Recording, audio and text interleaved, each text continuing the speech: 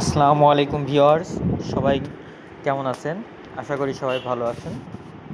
আজকে আপনাদের নিয়ে চলে আসলাম আমাদের নতুন আরেকটা প্রজেক্টে। এই প্রজেক্টটা ১২০ শতকের।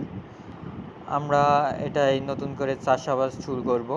চাষের উপযোগী করার আগে পুকুর তৈরি করতে হয়। অলরেডি আমরা এই পুকুরটিতে বিষ প্রয়োগ করে দিয়েছি, যাতে দেশি যে মাছগুলো আছে সেগুলো মরে যায়।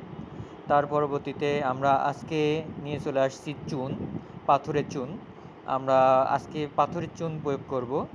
পাথরের চুন প্রয়োগের অনেক উপকারিতা রয়েছে। পানির ভারসাম্য রক্ষা করে, জীবাণু নষ্ট করে। আমরা পাথরের চুন আজকে দিব। এরপরের ধাপ আবার লবণ দেওয়া, সার প্রয়োগ, খোল প্রয়োগ সব ধীরে ধীরে পর্যায়ক্রমে আমরা করব। আমরা চেষ্টা করব আপনাদেরকে সম্পূর্ণ এই পুকুরের প্রজেক্টটিকে দেখানোর, যে আমরা কিভাবে মাছ চাষ করি। আমরা এই পুকুরে সাধারণত সাদা মাছ চাষ করব, সাথে অন্য কোনো মাছ দিতে পারি, এখনও শিওর না, কিন্তু আমরা সাদা মাছের চাষ করার উপযোগী করে রাখছি।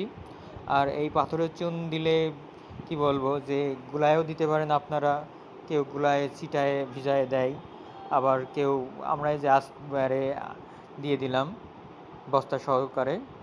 অটোমেটিক দেখতেই পাচ্ছেন পাথরের চুনটা পানি লাগার সাথে সাথে ফুটন্ত গরম হয়ে গেছে।